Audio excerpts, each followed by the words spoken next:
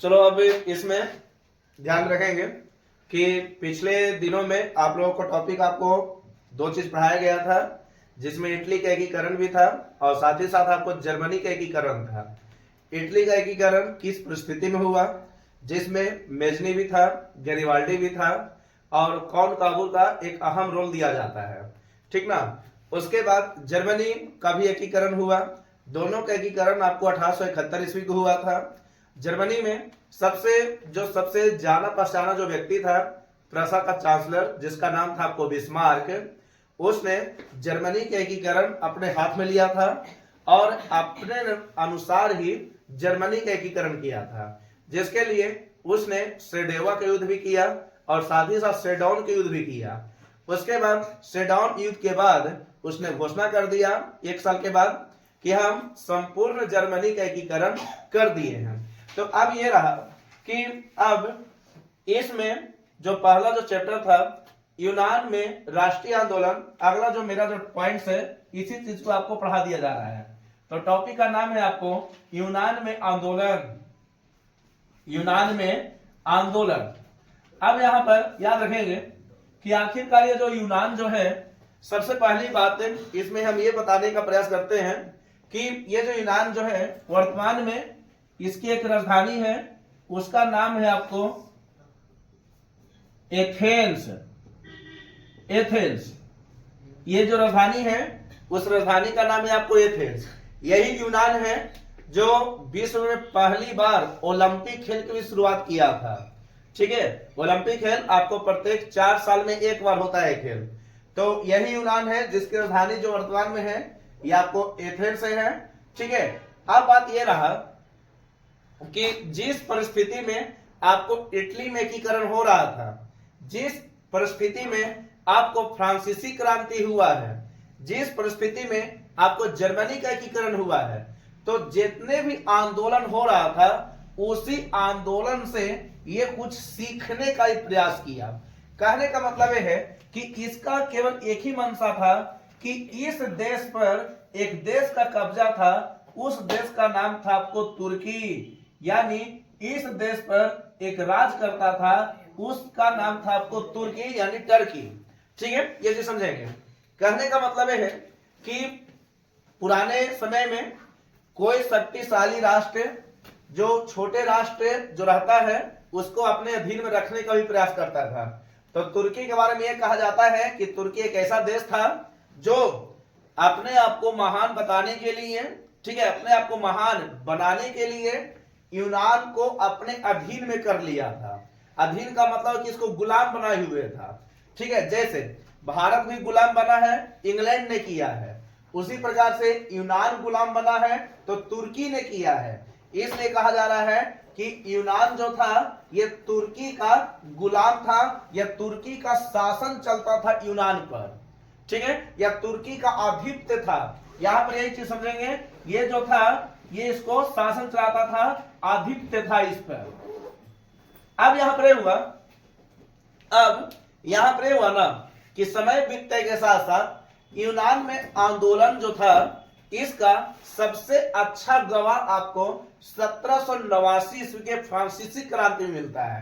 अब देखिए यहाँ पर कि यूनान में जो आंदोलन हो रहा था वो केवल एक ही देश के विरुद्ध हो रहा था कि हमें तुर्की से अलग होना है, तुर्की से हमें आजाद होना है, ठीक है, तुर्की से हमें आजाद होना है और हम अपनी आजादी का जश्न मनाएंगे, बशर्ते जब तक तुर्की अगर हम पर राज करेगा तो हम बढ़िया से नहीं रह पाएंगे, इसलिए तुर्की से हमको अलग देश चाहिए, हम अलग रहेंगे, ठीक है। लेकिन ध्यान रखना कि तुर्की में आंदोलन का मेन कारण था तुर्की का शासन इस पर करना, ठीक है।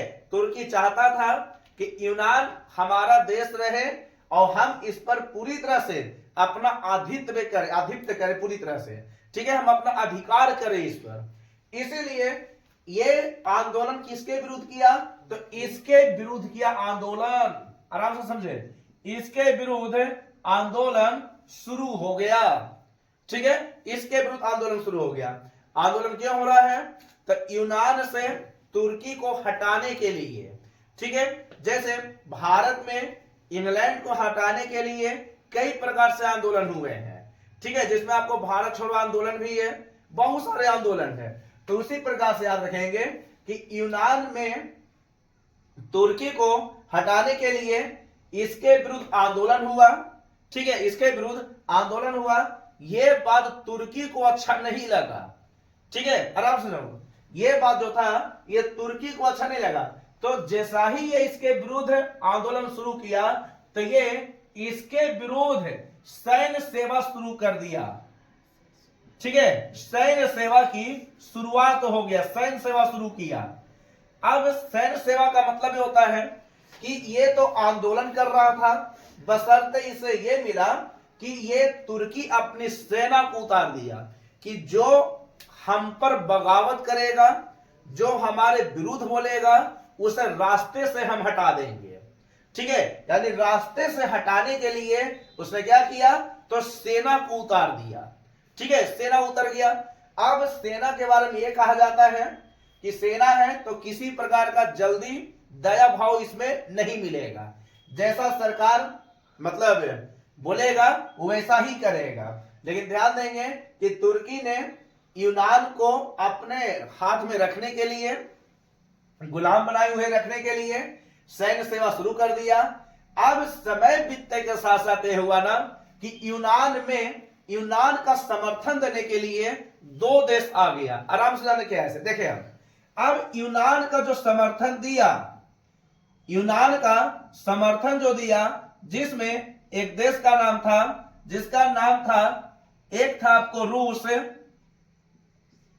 प्लस एक का नाम था जिसका नाम था आपको इंग्लैंड, ठीक है, आराम से जानो क्या है इसे। अब जैसे जैसे समय बीतते जा रहा था, तुर्की चाहता था कि यूनान पर मेरा राज हो, ठीक है, यूनान पर मेरा राज हो, इसलिए कुछ समय के बाद यूनान के समर्थन में दो देश उतर गया।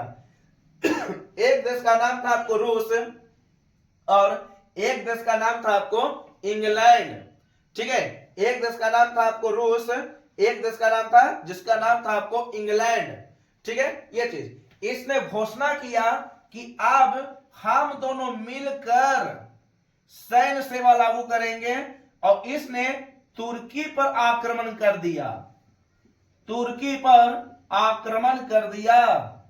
तो इस अब देखो आराम से समझो क्या है इसे।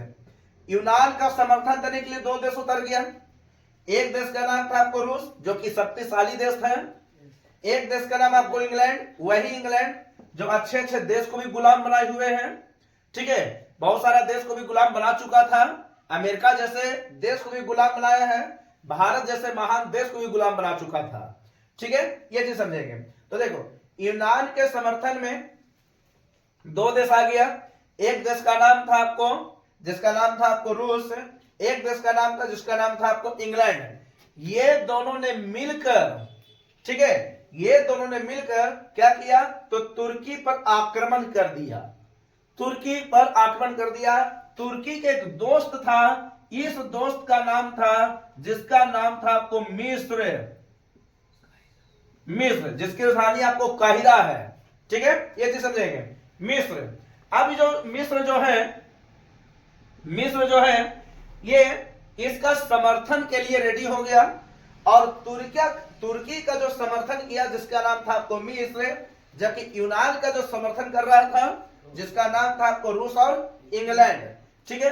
अगर पांचों में अगर देखोगे तो पांचों में रूस सबसे ताकतवर देश, इंग्लैंड भी ताकतवर देश, लेकिन अपने समय में तुर्की भी ताकतवर था, लेकिन इसके अपेक्षा इसके पास शक्ति कम था, मिस्र के पास उतनी शक्ति नहीं था, ठीक है, आराम से रखिए ऐसे। अब यूनान के पास तो उतना शक्ति है ये नहीं था, क्योंकि यूनान पर किसका राज था, तुर्की का राज था, ठीक है। अब देखिए क्या हुआ से, अब ये हुआ कि जैसा ही तुर्की पर आक्रमण किया तो तुर्की की सेना पूरी तरह से पराजित हो गई, ठीक है। तुर्की का साथ कौन दे रहा है, तो जिसका नाम है आपको मिस्र इसका साथ दिया, लेकिन इसमें ये दोनों की हार हो गया, दोनों हारा, ठीक है। तो जीत किधर हुआ, तो यूनान की जीत हुआ, डायरेक्ट बोलो कि रूस को जीत हुआ, या भी बोल सकते हो इंग्लैंड की जीत हुआ। ठीक है, यानी इसका एक पक्ष जीत गया जबकि दूसरा पक्ष हार गया, यानी विपक्ष हार गया। यहां पर इसमें यह कहा जाता था कि जब रूस और इंग्लैंड की सेना ने तुर्की पर आक्रमण किया तो तुर्की पूरी तरह से आपको पराजित हो गया था। भले ही आपको मिस्र इसको साथ ही दिया, साथ दिया, लेकिन ये भी हार गया। ठीक है, समय बीतने के साथ साथ ये हुआ कि इस युद्ध के लिए एक संधि किया गया। सुना ध्यान से, क्या था संधि? इसको समाप्त करने के लिए, यानी युद्ध को समाप्त करने के लिए एक संधि किया गया। इस संधि का नाम था आपको एड्रियानोपल की संधि। एड्रियानोपल की संधि, बहुत जरूरी है ये पॉइंट्स। एड्रियानोपल की संधि, ठीक है, एड्रियानोपल की संधि। देखें यहां पर ये जो सवाल भी है, एड्रियानोपल की संधि ये हुआ था आपको 1829 ईस्वी को। ठीक है, 1829 ईस्वी को। अब यहां पर ये बताते हैं कि इस एड्रियानोपल की संधि में क्या हुआ था। बस आप ये जाने कि रूस इंग्लैंड के मिली भगत से, यानी मिलने से तुर्की हार गया था, जिसके बाद ये तुर्की ने ये सबके साथ आपको एक संधि किया। संधि का नाम था आपको एड्रियानोपल की संधि। ठीक है, एड्रियानोपल की संधि जो आपको 1829 ईस्वी को हुआ था। ठीक है, 1829 ईस्वी को हुआ था। अब यहां पर याद रखेंगे कि जैसा ही 1829 में संधि हुआ तो इस संधि में यह कहा गया ना, देखो इस संधि में क्या कहा गया था से, इस संधि में यह कहा गया कि यूनान पर नामात्र शासन करेगा, यूनान पर नामात्र शासन होगा। ठीक है, नामात्र शासन, ठीक, किसका? तो तुर्की का। ठीक है, तुम अपना जो भी प्रधानमंत्री बनाना चाहो, जैसा अपना सरकार बनाना चाहो वही रहेगा, लेकिन शासन हम करेंगे लेकिन नामात्र करें। नामात्र का मतलब मात्रा बहुत कम होगा। जैसे मान लेते हैं कि एड्रियानोपल की संधि में यह कहा गया था कि मान लो कि पूरा हम ले लेते हैं यूनान। ठीक है, मान लो ना, मानने में क्या जा रहा है, तो मान लेते हैं कि आपको यूनान है, तो इस संधि में यह कहा गया था कि पूरा यूनान हमको नहीं चाहिए, बस हमको छोटा सा एरिया दे दो। ठीक है, छोटा सा एरिया दे दो, बाकी तुमको जो करना है करने देना। ठीक है, ये चीज कहने का मतलब यह है कि उस समय ये जो एड्रियानोपल की संधि हुआ था, इस संधि में यह कहा गया तुर्की के तरफ से कि यूनान पर मेरा ही राज चलेगा।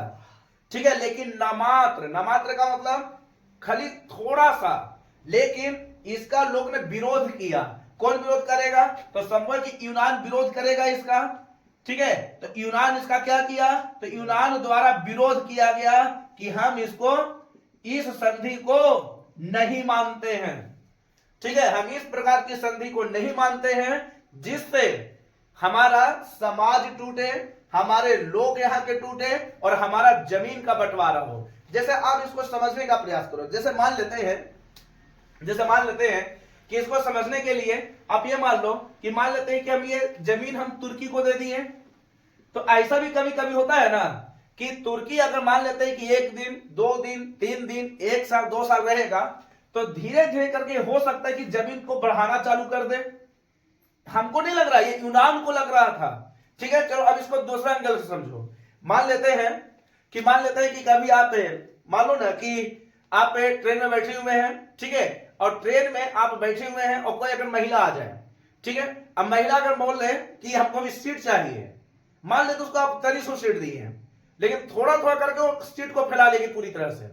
ठीक है, कहने का मतलब है कि सीट वो हल्का सा विस्तार कर लेगी। तो उसी प्रकार से यहां पर यही बात है, तुर्की का भी यही है। तुर्की को शुरू में क्या चाहिए? तो थोड़ा सा जमीन, लेकिन यूनान को यह बात अच्छा नहीं लगा। यूनान क्या बोला कि हम इसको जमीन नहीं देंगे। अगर आज जमीन देते हैं तो आने वाला कुछ सालों में फिर वही नियम हो जाएगा और पूरा यूनान पर तुर्की का राज हो जाएगा। इसलिए हम इस संधि को क्या करते हैं? नहीं मानते हैं। ठीक है, यह संधि हमारे लिए अच्छा नहीं है, इसलिए इसने क्या किया? तो खुलकर विरोध किया कि संधि का हम पूरी तरह से विरोध करते हैं। ठीक है, यह संधि को पूरी तरह से विरोध करते हैं, इसलिए हम संधि को नहीं मानते हैं। किसके द्वारा? तुर्की द्वारा, यूनान के द्वारा। ठीक है, अब देखो क्या हुआ। से समय बीतते गया, उसके बाद अब यूनान करे तो करे क्या, अब ये रूस के पास गया, रूस से बोला कि कुछ ऐसा कीजिए जिससे ये तुर्की पूरी तरह से हट जाए, ठीक है, पूरी तरह से हट जाए, नहीं इसका कब्जा हो, और ये कभी भी भविष्य में भले ही सोचे कि यूनान पर राज करना है कि नहीं करना है, लेकिन कुछ ऐसा कीजिए जिससे यूनान पूरी तरह से आजाद हो जाए। समय बीता और मात्र 3 साल के बाद, याद रखेंगे मात्र 3 साल के बाद, तो मात्र 3 साल अगर इसमें ऐड करेंगे तो 3 साल बाद आएगा 1832 ईस्वी, 1832 ईस्वी, ठीक है, 1832 ईस्वी एक यूनान के लिए एक प्रकार से इतिहास का वर्ष है ये 1832 ईस्वी। इस 1832 ईस्वी को एक संधि हुआ जिसका नाम था आपको कुस्तुनतुनिया की संधि, कुस्तुनतुनिया की संधि, ठीक है, ये चीज समझेंगे, कुस्तुनतुनिया की संधि, कुस्तुनतुनिया की संधि। अब इस संधि में यह कहा गया कि यूनान पूरी तरह से स्वतंत्र है, अब इस पर किसी भी देश का कब्जा नहीं रहेगा, ठीक है, यूनान की वो स्वतंत्रता मिल गया किस संधि के बाद, को कुस्तुनतुनिया की संधि के बाद। अब आप समझे क्या ऐसे देखें, सबसे पहली बात एड्रियानोपल की संधि हुआ, एड्रियानोपल की संधि में ये पूरी तरह से इसका विरोध किया गया यूनान की तरफ से, लेकिन बहुत करने पर मात्र 3 साल के बाद एक संधि हुआ जिसका नाम था आपको कुस्तुनतुनिया की संधि, ठीक है, कुस्तुनतुनिया की संधि 1832 को हुआ था, और इसी संधि के बाद तुर्की को यूनान से पूरी तरह से हटा दिया गया, ठीक है, और इस प्रकार से यूनान अपने आप को घोषणा कर दिया कि हम आजाद हो गए हैं, और इस प्रकार यूनान को स्वतंत्रता 1832 को मिला। तो याद रखेंगे किस संधि के बदौलत मिला, तो कुस्तुनतुनिया की संधि, एड्रियानोपल की संधि कब हुआ था, 1829 ईस्वी को, लेकिन विरोध कौन किया था, तो यूनान द्वारा विरोध किया गया था, ठीक है। ये ज्यादा बड़ा टॉपिक नहीं है, बशर्ते जितना लेवल के अनुसार है उतना पढ़ ले, क्योंकि इससे भी आपको सवाल बन चुका है और बनता भी है, ठीक है। अब हिस्ट्री में जो पहला चैप्टर था ये आपको पूरी तरह से आपको समाप्त हो चुका है। अब आगे का जो चैप्टर रहेगा, ठीक है, यानी हिस्ट्री में दूसरा चैप्टर जिसका नाम है आपको समाजवाद एवं साम्यवाद, टॉपिक पर मत जाए क्या है इसे, लेकिन जब आप इसके अंदरूनी हिस्सा को पढ़ोगे तो इसमें बहुत मेन टॉपिक आपको मिलेगा पढ़ने के लिए, ठीक है। सबसे पहले आपको बताया जाएगा कि समाजवाद कितने रूप में बांटे गया है, उसके बाद आपको इसमें एक टॉपिक आएगा जिसका नाम है आपको प्रथम विश्व युद्ध, ठीक है। प्रथम विश्व युद्ध हम जो आप लोगों को पढ़ा देंगे वो बहुत ही एक प्रकार से आधुनिक रूप से होगा और पूरी तरह से आपको कहानी के माध्यम से पढ़ाया जाएगा। ऐसा नहीं कि आपको पूरी तरह से आपको रटाया हुआ है, अगर आप इसको बार बार अगर रिवाइज करोगे तो संभव कि आपको याद हो जाएगा, लेकिन कुछ समय के बाद आपको जो हिस्ट्री का जो दूसरा चैप्टर है समाजवाद एवं साम्यवाद वो भी आपको चालू कर दिया जाएगा।